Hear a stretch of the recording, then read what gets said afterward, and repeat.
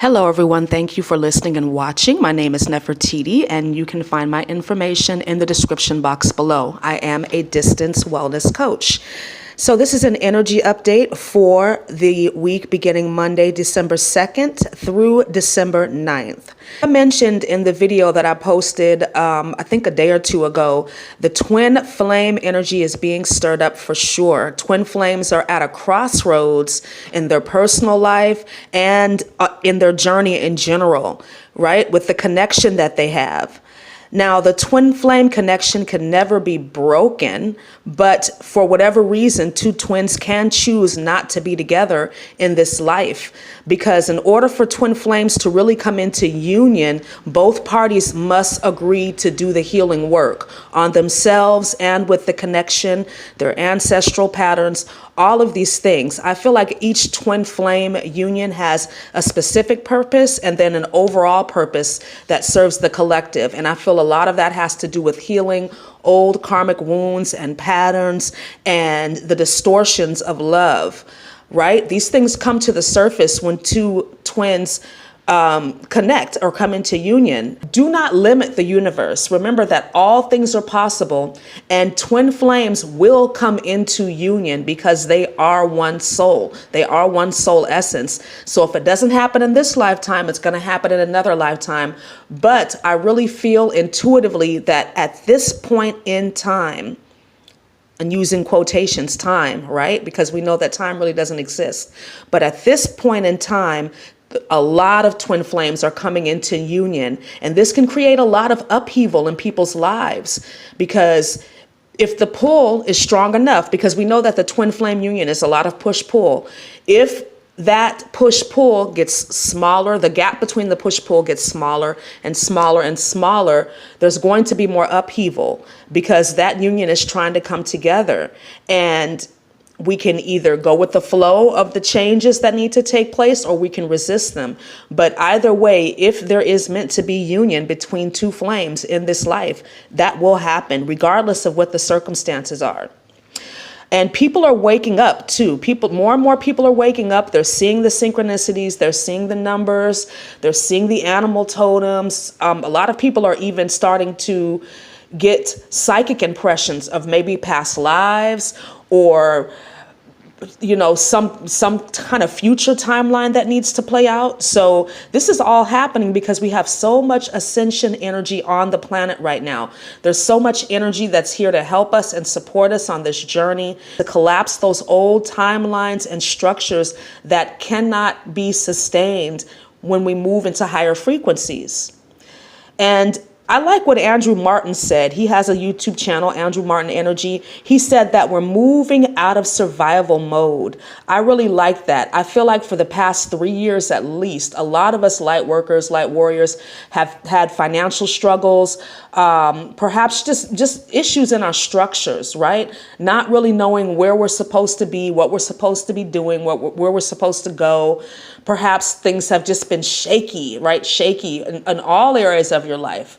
And what we resist persists. So if there's anything that is trying to leave your life right now, anyone that is trying to leave your life right now, go with the flow of that and trust that process. Trust the guidance that you get, because not everybody is at the same point in time, if you will, when it comes to ascension. And we have free will, so we can decide whether or not we want to heal to the capacity that allows us to ascend to another level, right? Joyce Meyer, a Christian preacher, she said one time, new level, new devil, right? I really feel like if we are going to move up, that we're going to have to go through things, first of all, because that's just the nature of this reality that we live in. And we are going to have to really embrace and allow ourselves to receive the new life. And that's not as easy as people think, because there's a lot of unknowns, a lot of things that we will have to figure out as we go. And that can create a lot of anxiety, but it doesn't have to, because we have our angels and guides. We have our spirit team. We just have to remember to ask them for help. All right. Before we go into panic mode, before we go into crisis, What do I need to know about this situation, spirit team? What do I need to know? What do I need to be doing right now in this moment?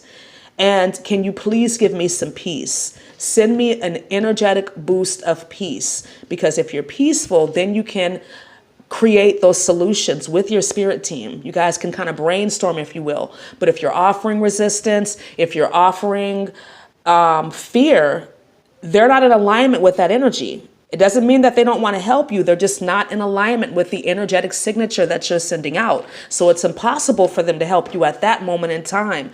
But if you can ask them to give you peace so that your vibration can elevate to the point where the solutions are, because every problem has a solution. That is the nature of duality, right? Every problem has a solution. There's a flip side to everything. So ask your team for help. They're here to support you. All right, let's move on to the astrology. So this is a very important week because we've got Jupiter moving into Capricorn until December 2020. And Jupiter was at home in Sagittarius, and he's now beginning another 12-year journey around the sun. And Jupiter and Capricorn is a kind of conflicting energy because Capricorn is a little restrictive and Jupiter is about expansion and growth and luck and education. Jupiter also governs the energies of teaching and long distance travel, increasing your abundance, right? So check your chart, check your natal chart and your transit chart and see where Jupiter in Capricorn is landing, is falling. And overall, this energy of Jupiter in Capricorn is about walking your talk and really putting in the work. It's a really great time to see tangible results appearing in relation to the goals and dreams and visions that you've had and maybe have been working on for the past few years. This is great energy for earth signs because Jupiter is the benefactor. He always brings gifts. But we do have Saturn and Pluto here, and Saturn will be in Capricorn until March 2020, and when he moves into and then he'll move into Aquarius, bringing more structure, maybe some delays, but really Saturn is about that hard work, that discipline, right? We can have the dream and the vision, but nothing is going to be created unless we work, right? Whether that's physically or energetically, there's still work involved. Continue to do your work, continue to work on your goals and dreams, continue to clarify your goals and dreams. And right around spring, like I said, when Saturn moves into Aquarius, we will really start to see some of the results of our work. So continue to do what you are called to do what your guidance is telling you to do. And there is a practical side to this energy. So remember that. You have some time. This transit is a little bit over a year, but we're starting to get some ideas, some insights now. So start to write those down and start to act on them. December 3rd, we have Mercury, now in Scorpio, sextile to Pluto in Capricorn. So this is about that deep thinking, right? Thinking about the changes you need to make, getting ideas and insights about any adjustments you need to make to improve your situation. This transit is also great for sales and using the power of persuasion. Just don't abuse it, right? Also on December 3rd, we have Venus in Capricorn, sextile to Mars in Scorpio.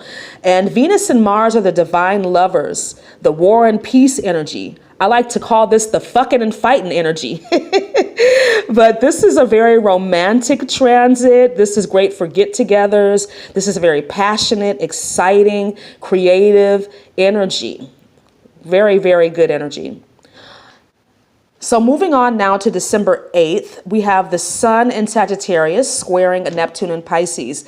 So this is my birthday. Happy birthday to me, right? And I've already talked to y'all about how I'm affected by Neptune, so whatever.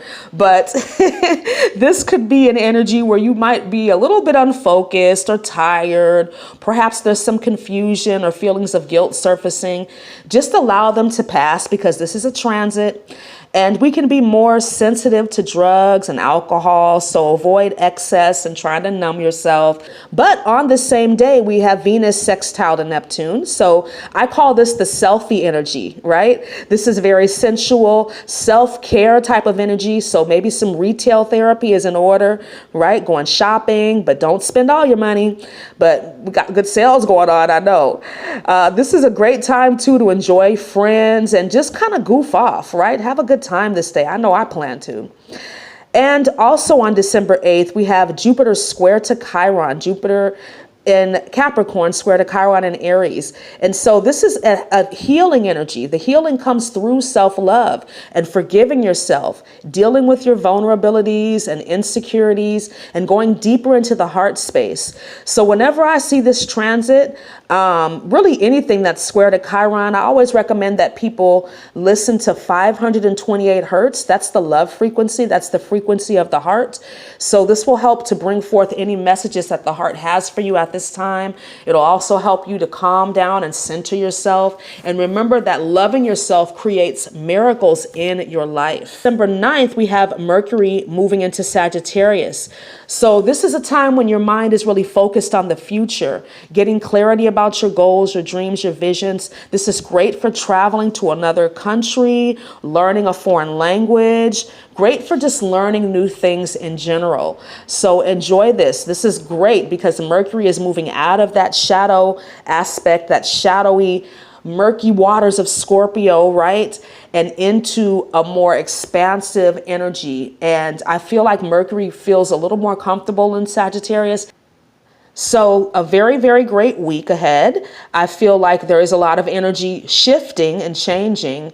And we also have a portal date, a galactic activation that lasts for about a week. That's what I was told by my guides. And it's going to open about the 3rd, the 4th.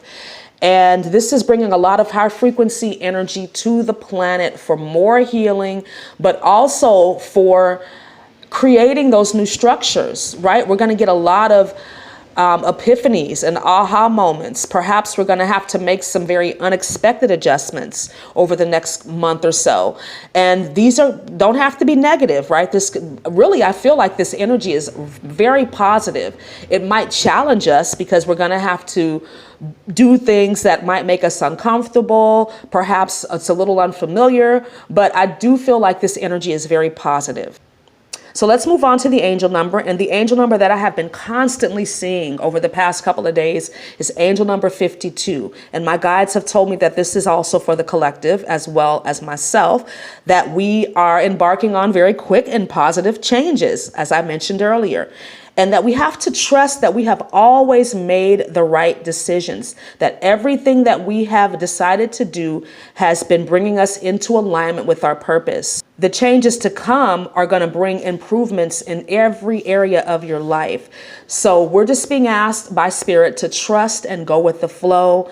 As I mentioned in the previous video, the video I posted the other day about being in the eye of the storm. We're going to see some crazy shit, right? But we've done the work. So we're going to get the intuitive guidance and we're going to be the ones making the changes based on that guidance. Other people, if they're not awake, if they're not aware, they might resist this because it's unknown, it's scary. There's a lot of questions. So let's be an example and go with the flow of the changes, trusting our intuition and following it, even if it takes us off the well-worn path, which it probably will, because the well-worn path is collapsing. Those structures are collapsing. They are no longer viable. Move on to the crystal, the gemstone.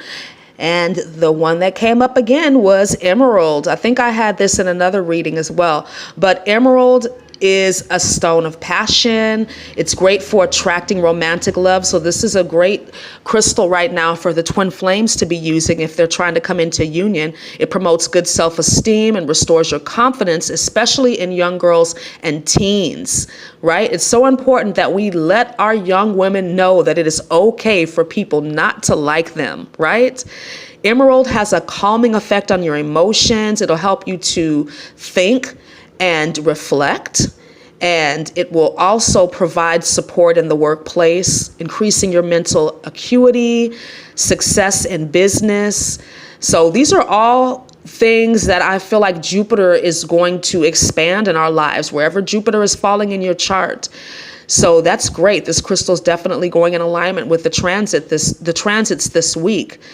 Emerald is also good for rejuvenating your body, your organs. This is a great crystal gemstone for people that are mature, right? So over 60, over 70. And it'll help you with emotional healing, cleansing your aura of heavy emotional slush that you may have accumulated because of misfortunes, or perhaps you were a victim of some sort of violence or emotional trauma. And emerald is great for attracting abundance as well. So very, very supportive stone this week. All right, let's move on to the Oracle card. And again, I'm using the Angels and Ancestors Oracle card deck by Kyle Gray. And the card that came up was the Sage. So again, this is right in alignment, being devoted and committed. So a lot of us light workers have been on this path for a while. And what this card is telling us is to keep going, to be devoted, to be committed, because you're being a great teacher to the people around you. Even if you don't realize it, even if they don't acknowledge you for that, people are watching and they're being inspired and motivated by you on some level. Remember that we're still dealing with a lot of ego tripping as a lot of these old emotions surface in people. So they are, some people are not ready to really tell you, like, you've been an inspiration to me, you've been so motivational to me, because they see you for who you were, right? Or who they perceive you to be, and not who you actually are. So know that you are influencing people. This card is also about becoming more aware of who you are and your inner workings. So devotion is an action word, right? It's one of those things that move us forward in life. And I think it's irrelevant whether you're on 3D, 4D, 5D, it doesn't matter. You still need to be devoted and committed to your path. Just like consistency is also an action, right? It's a very, very powerful weapon for light workers, both of them, consistency and being devoted to your path. And that's different for everyone. But the energies are offering you an opportunity right now to really integrate everything that you've learned, everything that you know up to this point in the ascension process. So really pay attention to your surroundings as well.